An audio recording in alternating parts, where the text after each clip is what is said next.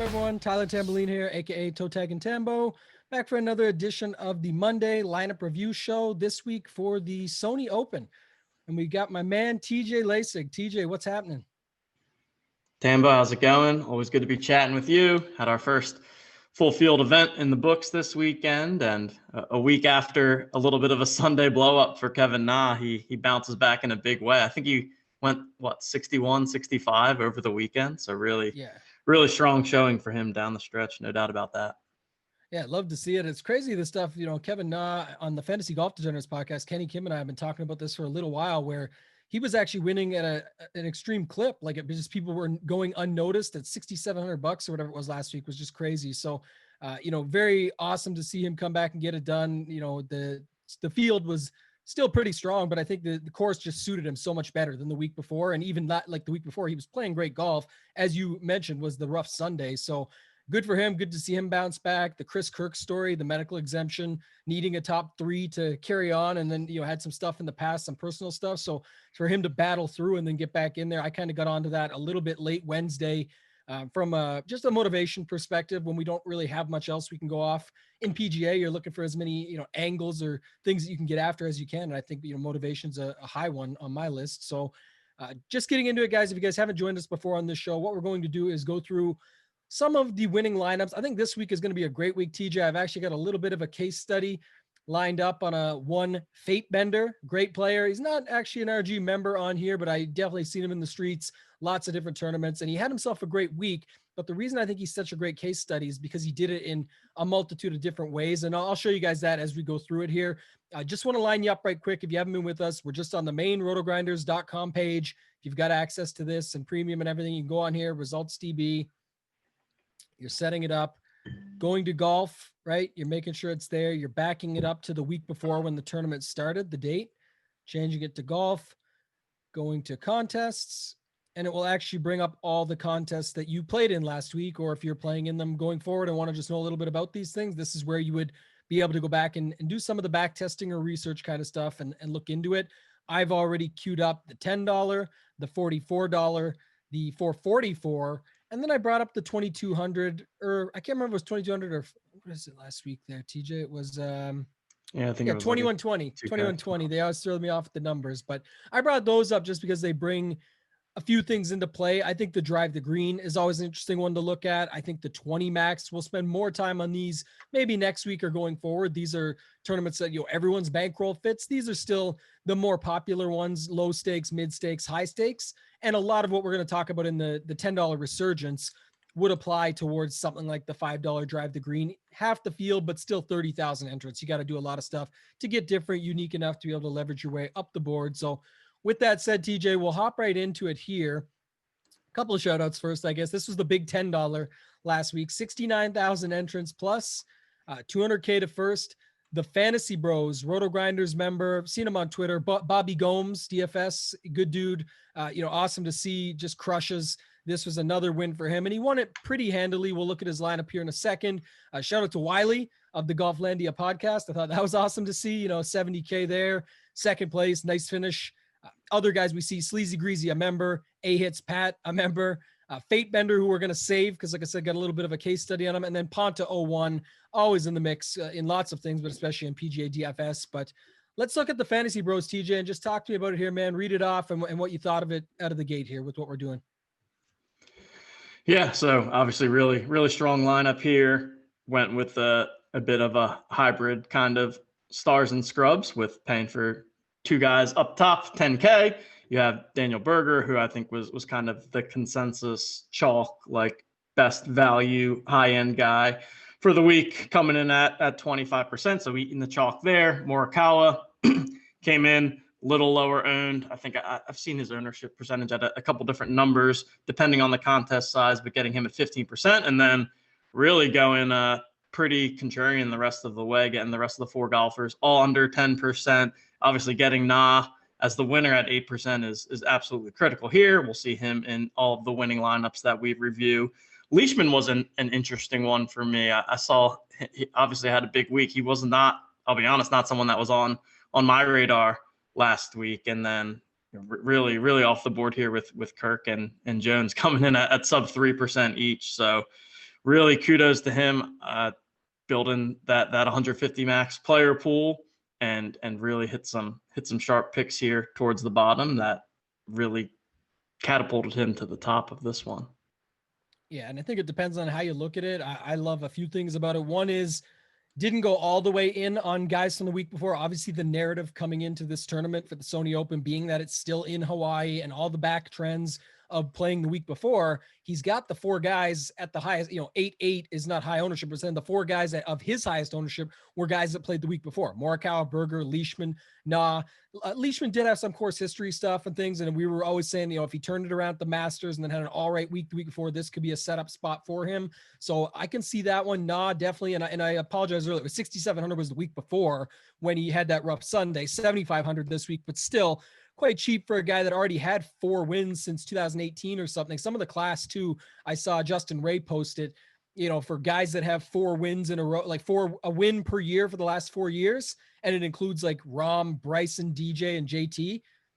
That's huge. And then you've got guys that have multiple wins, just in general, 5 wins over the last 4 years on top of 1 per year. The consistency factor was just the same thing. The class is just upper echelon, and Kevin Na's right in there.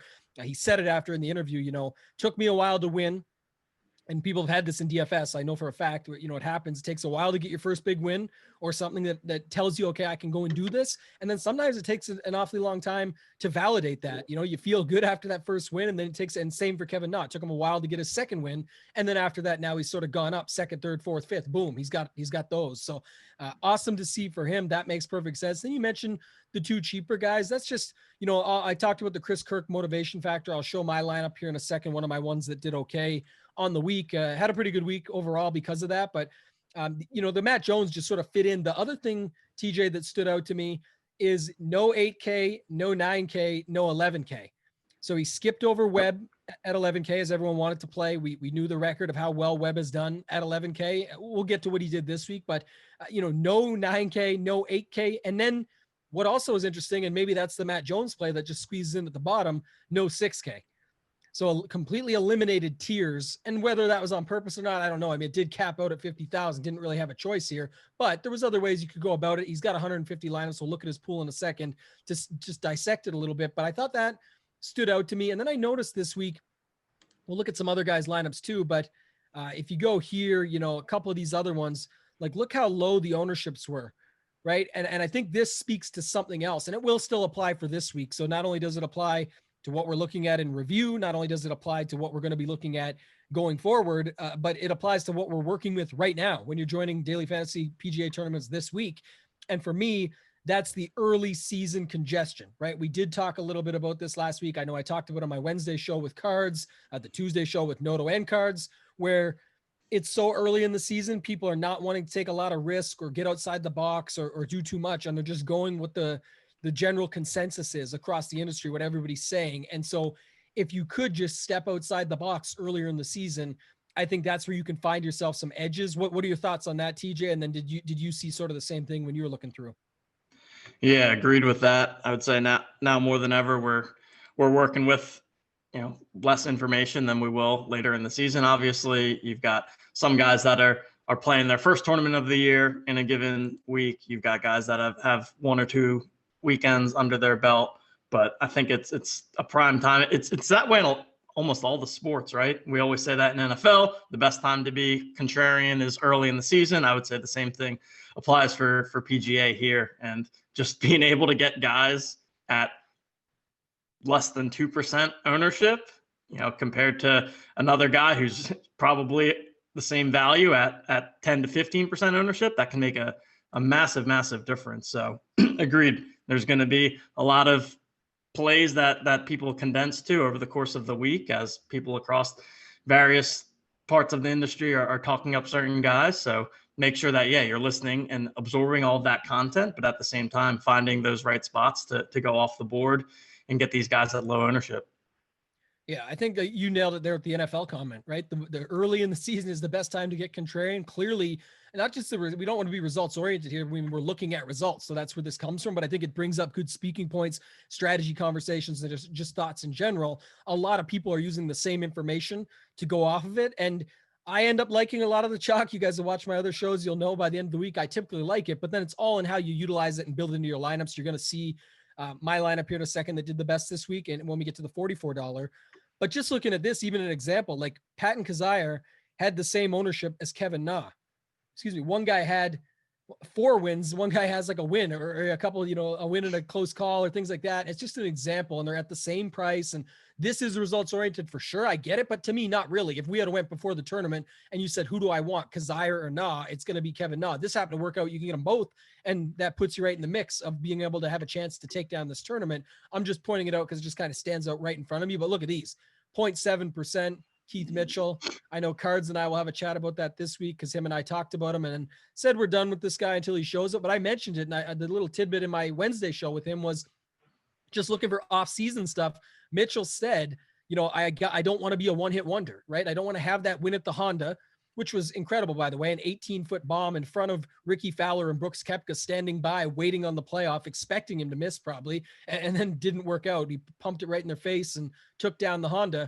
But since then hasn't done much, but he's been known to be good on Bermuda. He's been known to be good at low scoring tracks like this. And sure enough, he comes out to play, and at 6,600, he gets the job done. And then Wesley Bryan here, and just using this lineup, I know it didn't get to the top, but to show it off, it's just, he was right in the mix. We played him a lot in the swing season, off season, whatever you want to call it, and sort of into that mix. So I don't know why, 1.42%, there was definitely an opportunity there. Let's look at our man Wiley before we dive into some of the player pools used here, but he went with Webb. He skipped the 9. So here's another look, right? I like this.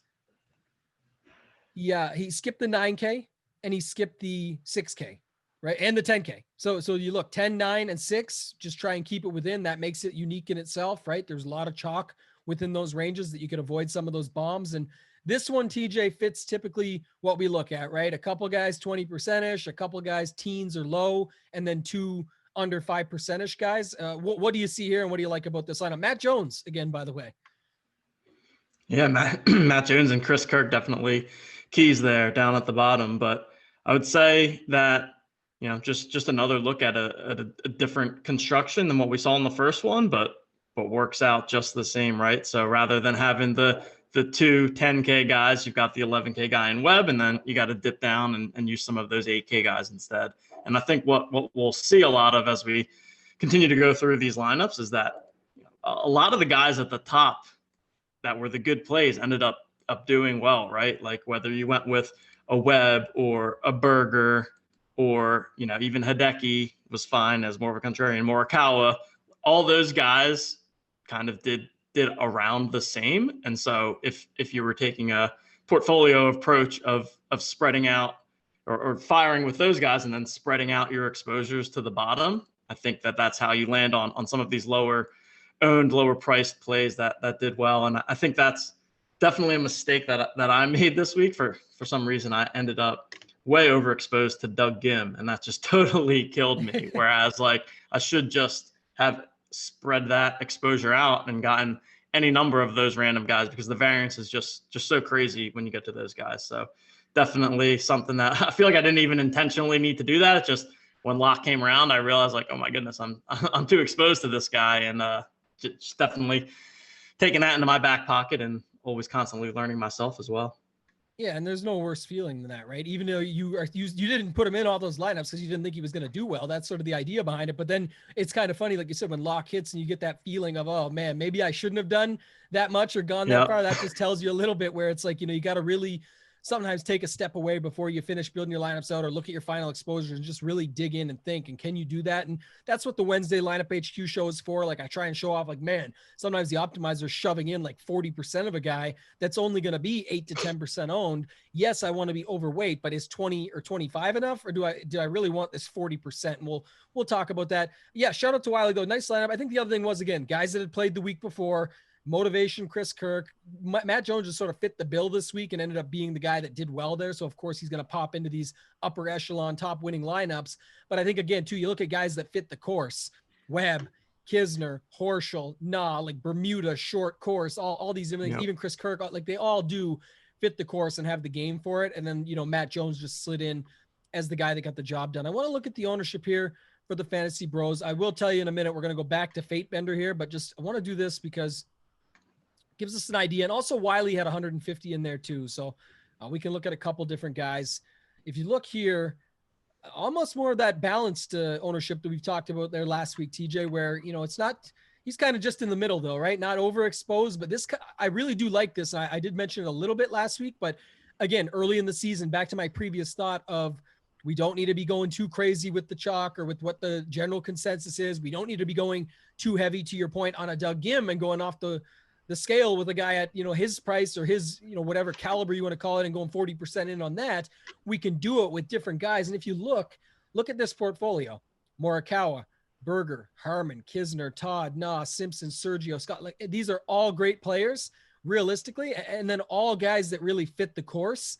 And he's overexposed on every single one of them without going completely off the board. And the guys that he went really overweight on were like your Harmons, your Morikawas, Kisners, guys that really did fit the course. So I like this portfolio. What are your thoughts in looking at this, and anything else you want to look at here? Yeah, I love it. Like you just said, it's all good plays, all good golfers right there, and not going crazy overweight on any of them. So giving himself that combination of some safety where he's got his ownership spread out across a number of good, solid golfers, but then, at the same time is taking a stand and is getting himself overweight. Just like you said, you want to get overweight on Morikawa, you don't have to play 80% Morikawa. You play 40%. You're getting slightly over double the field there. And then as you get down more in his player pool, you see that then he was also able to mix in the guys like the Matt Joneses and the Chris Kirks at a pretty small clip, but that's how, you build that core at the top of the good solid plays, getting a little bit overweight on those. And then you mix in those right pieces around it and hope that you get that right perfect combination somewhere in your 150 mix. Yeah. And if you look at the bottom, not to throw any shade or anything like that, but his Doug Gim exposure there it is right at the field. But you mentioned it, like you said, you felt this, and I think it's good to bring up. Trust me, I got plenty of things we can look at that went wrong or gone bad, but I think the idea is again, you committed to what you committed to, and that's fine. I like what you said a few minutes ago about you could have spread it out to other guys. And then if you look at it down here, look, he's got overweight on Merritt, overweight on Haggy, Hubbard, Straka, Jones, Schenk. It's not that Matt Jones was his dude, like at 9% versus 2. Of course, he was a guy that he was in on. He's 5x the field, give or take. But the point is more, it's what if Hoagie got there, he was probably still okay. If Gim got there, he probably had him mixed into some. If it was Troy Merritt week, he was really in a good position here with almost 10x the field. So just over. So I think that's a way to show it off. And then just looking at it here, he's even got some more like 0.67 guys and stuff. So I'm not really sure. You go Will Gordon here is like 34. I'd say it's around 60 to 65 golfers. So I don't hate it. I think that's fine. And I think, can't hate it. It's $200,000 winning lineup. We know Bobby Gomes smashes. So good for Bobby and congrats to him. I love to see someone around the industry on Twitter, things like that, always taking out a tournament. Love to see Wiley, another guy that we support and follow, and everybody does that, right behind him, other great players up there. So let's move away from this. We'll move it over here. We're going to show it in the next screen, but Fate Bender, the 690 here, 150 pool. We will go back to this after as well, but just a quick look. It's Hideki, flop leg. Of course, he comes. I mean, he wasn't the best in that range, but like you said, you couldn't go wrong up here for $200 more. He didn't have it in this lineup, but you could have got Neiman. There's other ways you could have went about it, but yeah, back to Hideki. Skips the 9K, the 6K, and the 11K. You'll see again a theme here where it's just they're really skipping these ranges and not going full on balance of need a cheap guy, need a couple 7K guy. That's how everyone typically builds. So love to see that they're getting away from that. And when people are moving off that, it seems to be successful in just the stuff we looked at last year and this year, TJ. But Henley, Horschel, Leishman, Nah, all guys that played last week. And then Matt Jones, a lot of these guys I liked. I like Henley, I like Horschel, Leishman, Nah. So those easily could have been in there. Hideki, I was a little gun shy on just because the price tag. I said to cards, the flop leg is coming, but realistically, like I said, there was other ways to go about this. It wasn't necessarily a requirement here, but just to show it, and we'll switch over now. So we're going to go to the $44. Show a couple things here, but we are going to start with Fate Bender, I think, because you've got a lot to talk about with him, and then we'll keep it moving here. I think this is a great case study though. And just to, spoiler alert, what we're going to show off here. So Fate Bender got 5th in the $10. He got 1st in the $44, for 100,000. By the way, back to what we mentioned again last week, TJ, $75,000. It's nice when you're at the recipient of the 4 points more to get the job done. Another solid pro out there, Giant Squid. These guys, Noel Fan, great guy. I saw he got his money back at NBA last night. I know he took down 50K there as well, but you look at these guys again, right in the mix, but it's just one off and that happens. And then you look, Fate Bender took down the $440 pressure putt, both first and third, with way less of a score and only having to pick 20 lineups, and 2 out of the 20 are right there. We'll check the rest after when we move over. And then we normally don't do this case study, but I just thought this was interesting. The 21-20, which is still 101 people in the tournament entrance. You've got him with just picking a single bullet and then coming in second. I don't think that's all luck. I think there's going to be some, obviously crossover between them, but I think it definitely takes skill to be able to say, okay, what needs to go in this tournament? And we talk about this all the time with game selection and who you use, but just jumping it back here, talk to me about his lineup, because this is the one in both the $10 and the $44 TJ. What do you see here with this one and just overall thoughts? Yeah. First things first, very, very impressive week for Fate Bender to be able to win an MME tournament, a 20 max, and more of a single entry or 3 max, whatever that was. That, like you said, sure, there's common players across the board, and if your core hits, then you're more likely to be at the top of these tournaments. But those are 3 completely different tournament types, and so be able to take it down and have big scores in each of them. Shout out to him. Shows a multitude of skill set. And yeah, looking at this lineup here, I think that the first thing that jumps out to me is that nobody over 15% ownership, right? So that right off the bat, I think makes him a bit unique.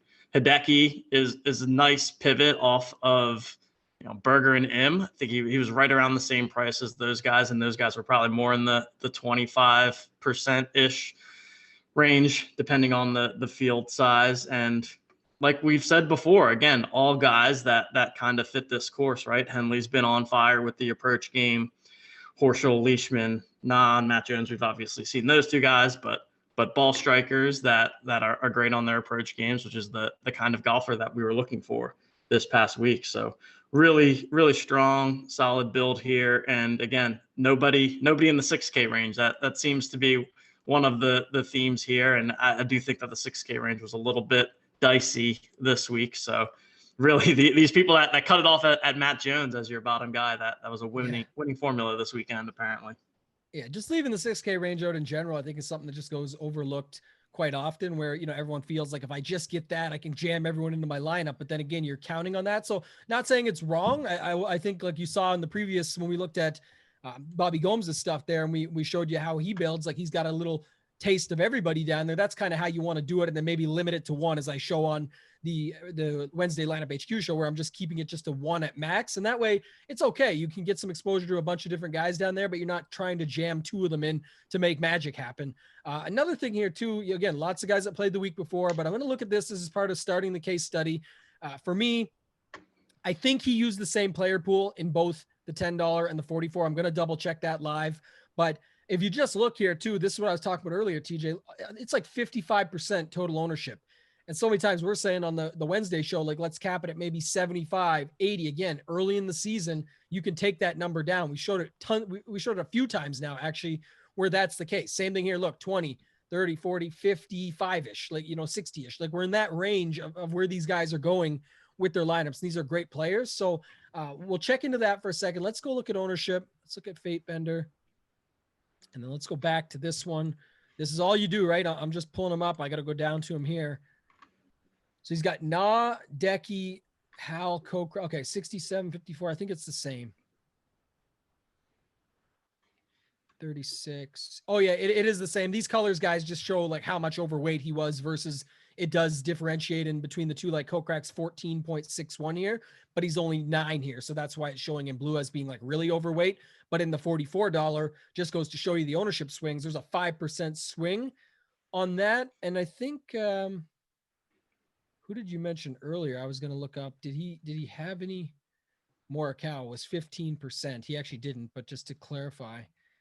Yeah, it's about 15 in both. So I just was double checking that. A lot of people went back to that. But okay, so we looked at that. The other thing I want to look at here too is now real quick, moving over to the 444. Compare the winning lineup first off, is Decky.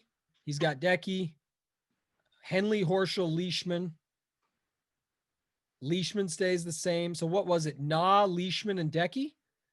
Yeah, so it's Na, Leishman, and Decky. And then you go back over here to his pool. This is part of, like I said, sort of the case study. Na, Decky, and Leishman's down a little bit, but the two guys that he went all, overweight on, and I'm going to do it now so we can kind of tie it together. This is a second place, but like you said, one lineup only. Na, Leishman, no Decky. So switched off. So either way, Kevin Na was the commitment this week. And if you look at the, just the thought process of it, it's clear it was, 67% over 8. It was basically, all in on the choice of, something like a single entry. Obviously it's a one lineup, but I just want to look here real quick at the pressure putt where he had 20 lineups. Second part is to look at this. So never fully committed. I mean, this is more than full commitment. It's 70 over 10. I'm just saying, I want to look at the, we've talked about 20 max in the past, TJ, and ways to do it. And he's done it perfectly. We've talked about this. It's no, it's no reason why to go outside the box here. But if you look at it, 70, 65, 50 in a 20 max. And we've definitely talked about this. It's, you want to be in on what you're in on. You don't have to go all in if you don't want to, but you might as well. 7 out of 100, you're pretty much 7 out of 10 lineups you're in on. That's 70% of the 20. You're good here at Kevin Na, Matsuyama, Howell, Kokrak, all these guys. Matsuyama, Howell, Kokrak, you're in on all the same. Leishman right there at 40. So what are your thoughts on that? First off, bringing it across from tournament to tournament and how he's mixing up his guys. Yeah, well, clearly picked the right guy to go all in on in Kevin Na, right? So that goes without saying, but this shows that more aggressive approach that we've talked about in the past, where if Kevin Na missed the cut, for example, then he's going to have a tough week, and he's willing to accept that. But when Kevin Na goes out and wins like he did, then he's just giving himself outs to be at the top of leaderboards across all different tournaments of all different sizes. So I really like that approach. Again, it's a little bit more of a high variance style where you're going heavy on these guys, but when it pays off, you give yourself all of those different outs to get here. I think another interesting thing is that he seemed to take a clear stand on Hideki over Berger and Im. So I was looking at his 20 max. He had 0 Berger and 0 Im, and then went heavy on Decky. So, and it's not even like Hideki really outperformed them, right? Berger actually scored slightly more points, but I do kind of like the theory there of taking those two guys that are going to be. And when you looked at Berger and Im, the kind of higher dollar, smaller field you went to, their ownerships just continued to get more and more inflated. And then likewise, Decky's went more and more down. So I think that's a pretty smart pivot play there, just because and rostering Hideki can be frustrating as can be, but at the same time, him versus Berger is almost going to be a coin flip no matter what. And so if you're getting him at a third or a fourth of the ownership, I think that's a pretty sharp pivot by him as well. Yeah, and I love what you just said there. I like looking at it from that perspective. If you guys haven't used this tool before, it's your first time watching this, another cool thing to do. Again, I think Blender talks about this a lot and shows that he does, and I agree with him 100%. It's not always looking at the winning lineup because, that can be some variance at the end or whatever. We know Fate Bender. We've seen him around these streets. It's no surprise that he just won and basically shipped the slate. That's why I wanted to do a case study on him. That's, was by, the chance that he wins it all, that makes it into this, but I thought this would be a good way to look at it. But anyways, this is another thing I like to look at, TJ, and you just mentioned it there. So in his 150 entries, what did he do with the chalk? And all I did was swap it, guys. I'm still under the ownership tab under Fate Bender. We know he's got 150 entries. I just, instead of doing it by what his ownership was, what was the field on, to maybe remind you of what he did differently to go against it. And then the same over here with 20 lineups. And of course, in 20 lineups, you're going to fade some of these guys and take your stands. We just talked about that. That's the best way to go in 20 max, in my opinion. You're not looking for the one shotgun approach where maybe you get one bullet to hit the top. You're looking for more of that rapid fire and get all these guys in together. So you have all kinds of bullets up there with just a few one-offs or 2v2s, 3v3s, whatever it might be, depending on your unique players in your lineup per build. But that way you can see what's going on. But look, full fade Berger and Im, as you talked about, He was good with the Harmon and Howell chalk, which I think was for good reason. And clearly it was on the results, but I'm saying even beforehand going in, I know Noto was on Harmon quite a bit. He talked both cards and I into him more than I wanted to even. And I'm happy I did that because it ended up working out, but it just, never someone I'm high on. But if you think about it, shorter course makes sense for a guy like Harmon. Usually, and Data Golf had this predicted, that putting has been superior here, that the good putters can come out and make it happen. And Brian Harmon is a great putter. So that makes some sense.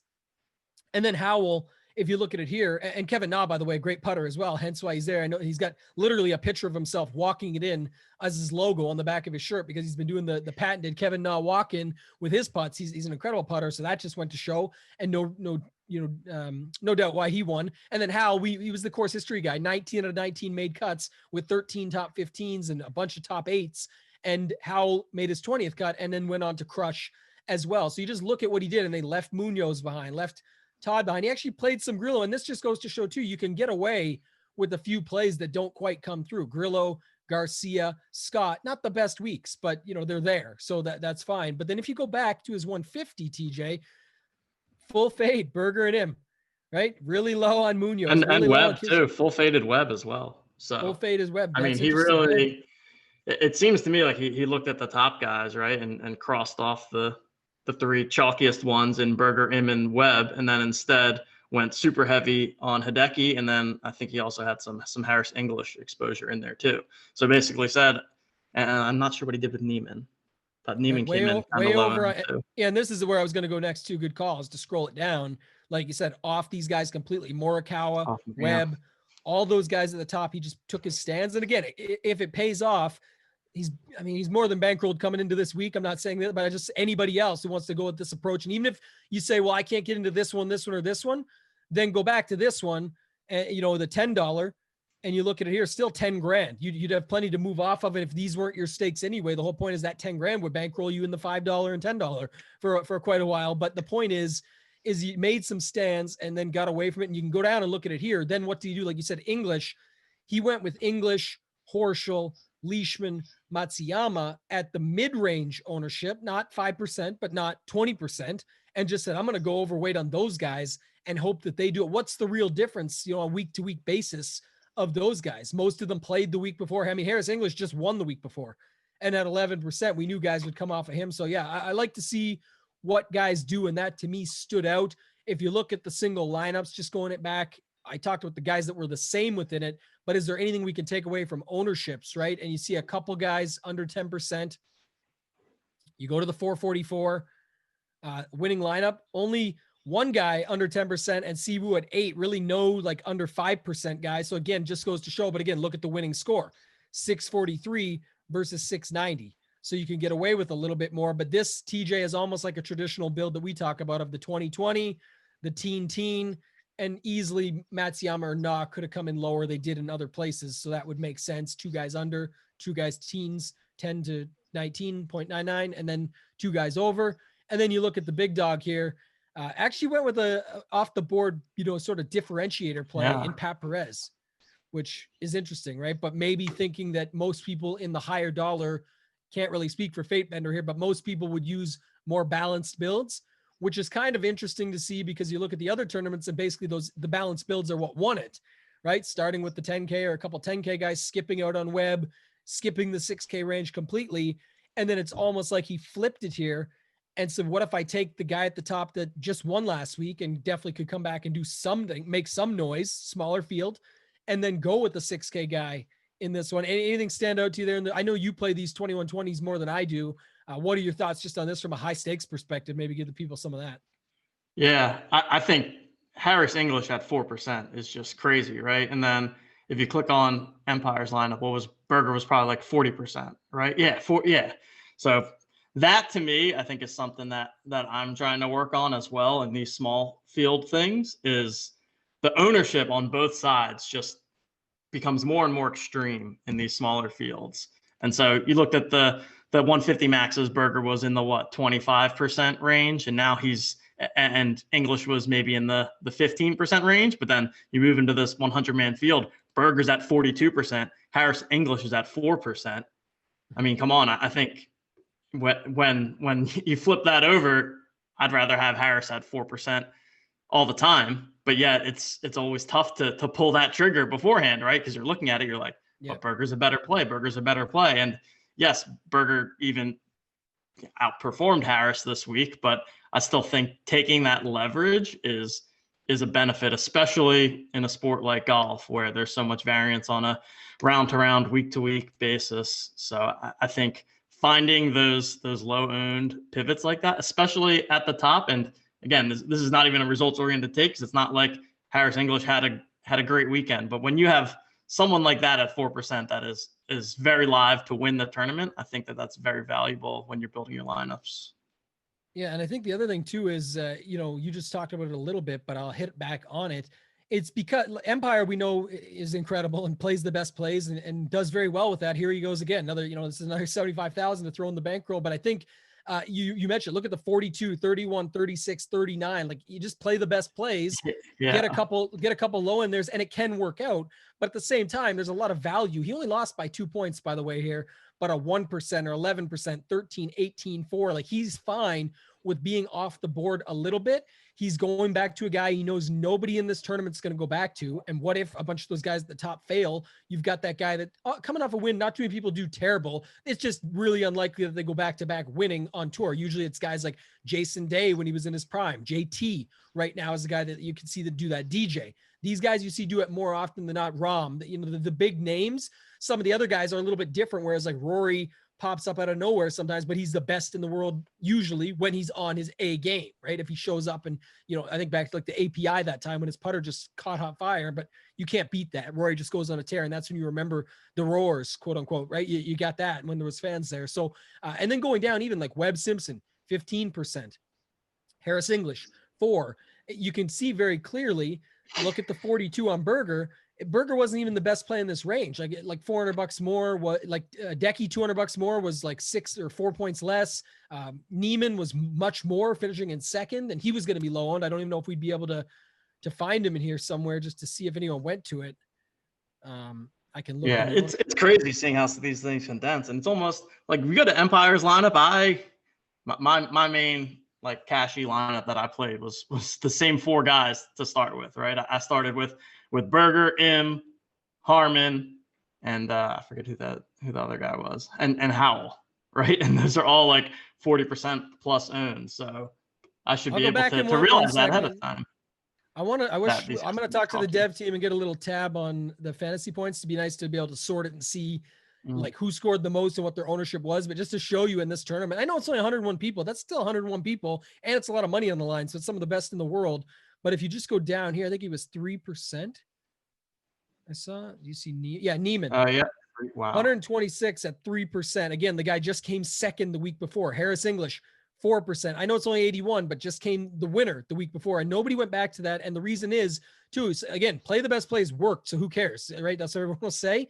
But the point is it was worth taking the risk, because look at if this doesn't work out in this sense, then there's just there's so much more room for mistakes. Another thing I know Blender talks about, I love Blender strategy stuff. I just did a couple shows with him on the weekend. So shout out to Blender on that stuff. We went through a lot of these things. And one of the things that stood out to me was, and he talks about this all the time, is that when you've got all these plays in here, back to Empire, nothing, again, he won the tournament, not taken away. Love Empire stuff. I think he's a great follow on Twitter, awesome, to see all the wins that he puts up. But I just think looking at it, this is going to put you in a situation of a lot of people having the same stuff. So a lot of the times it comes down to these guys have to do their job. And in this week they did. Kevin Na came out and won the tournament, but Fate Bender can have a lot more room for error here in this, right? He can have a 5 out of 6, but Pat Perez top 5s it. That 1%er could be more than enough at 126 points. Let's say he had Neiman's score.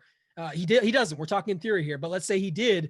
That's a game changer when you're the only person in the tournament that has Pat Perez and he top 5s it. It already was a game changer at 1% at 83 points. What if he puts up more? Harris English back to back or something like that. Like, there's just so much more room in this to destroy it when you don't need 643 and you don't need 690 and you don't need, what the heck won this, 725, right? So that stands out to me quite a bit as well.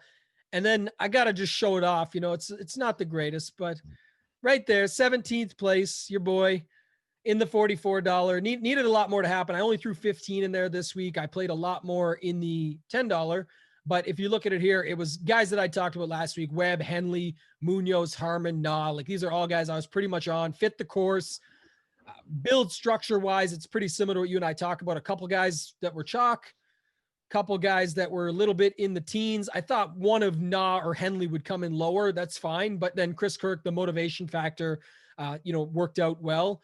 Had some chances there, but it didn't quite work out. I think I had another. Yeah, 120, a lot, only 15 in there, but a lot of them were doing things, right? It's still a, what's this one here? 7,100 person tournament. So not bad there. And then I didn't really have as much going on over here. I don't think 160. Yeah, I don't know why I didn't just go to the 150. Probably didn't want to get analyzed by people that look at the guys that 150 max it, but 125 entries in that. And the best was 160. So not the greatest week there, but the 44 definitely saved me. How was your week overall? And do you have your single entry build in any of these that we can look at, TJ, before we get out of here? I think I do. I do have my build in there. We can take a look at that. My week overall, not the best week. Honestly, I had my single entry build, and then I did make 20 lineups. I'm trying to experiment with this 20 max thing a bit more this year. Yeah. So what did you play the 20 in? Yeah, like all of them. There we go. So there's the 20 in there. So, but you'll see my Doug Gim in there killed so many, like pretty much all of my lineups. I tried to go, went heavy on Webb and Berger starts, and then was trying to mix and match basically an assortment of the remaining four guys with them there. I'm trying to see my single entry was basically the same, four of the same guys as Empire, but then I had my last two where he had, what do you have? He had Nah and I think Malnati in that one. I had Gim Malnati and Piercy, who both missed the cut. So that's what ruined mine there. Real interesting takeaway though, TJ. I just want to show this off. I think this is good for everyone as well. And then we'll get out of here, guys. I don't want to spend too much of your time on Mondays, but just look here. Again, this is a learning show for both of us. I think it's great to look at and go, and this helps me. I know you've talked about it in the past. It helps you. I hope it helps you guys out there. If you have any feedback, please drop it in the comments or just hit us up at, it can add me on Twitter at ToeTagginTambo. Let me know there. But if you look here, TJ, this is one in 329. I know you had 22 in, and not saying this is the one you would pick, but the point of, which I hate when people do that, but I want to show something else off. We talked about this earlier on this exact very show, putting these two 6K guys in. And Notorious and I have talked about this a lot on the Tuesday show, and when he comes on my Wednesday show, is because you said it yourself. I wanted these guys in my lineup. I want Webb and Berger, and I'm not saying it sacrifices. This is truly results oriented because we're looking at one lineup, 1 week, etc. But there can be some sacrifices. Now, here's the thing: I like this build more because you want these two guys in your lineup no matter what for this tournament, the 21-20, because it would have been, it gets away from the natural build of what everyone's doing. 582, if you look, would have finished in 7th place here for $5,000. I'm not saying that would be the one you pick, but I'm just talking about, again, game theory and perspective. Yep. And then imagine if Doug Gim does what he's supposed to do, and everyone could say that, but my point is, you really thought he was going to. The point is more that if you get this guy to set off and he gets you 100 points, you add 70 to this total and you absolutely destroy this field because everyone else is taking a little bit more balanced approach. And I guess the point is if you take, another lineup in here and you go down to something like, don't know whose this is, just making a pick, right? Berger, Morikawa, Munoz, Gooch, Davis, Swafford. You take, some of these lineups down here, Andres Gonzalez. Like, I don't mind taking some more chances, but I think, like you said, you've got a lineup here. You had conviction behind the two at the top. You liked Nah, Malnati, Reeve, and wanted to get them in, and you liked Gim. So Gim was just sort of the one that you were like, well, if it works out, I'm in great shape, and that you would have been. And if it didn't, you're not going to win it. But even here, look at this. You would have finished in 7th place with that type of build, just going against the grain of what the field does. So I think it was good to look at this week, man. I think it's awesome going in. We don't have the pricing wasn't updated on RotoGrinders yet. I know it's on just hit DraftKings, John Rahm withdraw if you didn't see, but enough content coming out in the next 3 days. It will be all over it for you guys anyway. We'll try and get those previews in here. Going forward, I like the case study with Fate Bender. Shout out to all the winners this week. And thanks for just being on here with me, TJ, and going through and showing some of your stuff, showing some of mine, and talking through it freely. So anything else you want to add before we get out of here?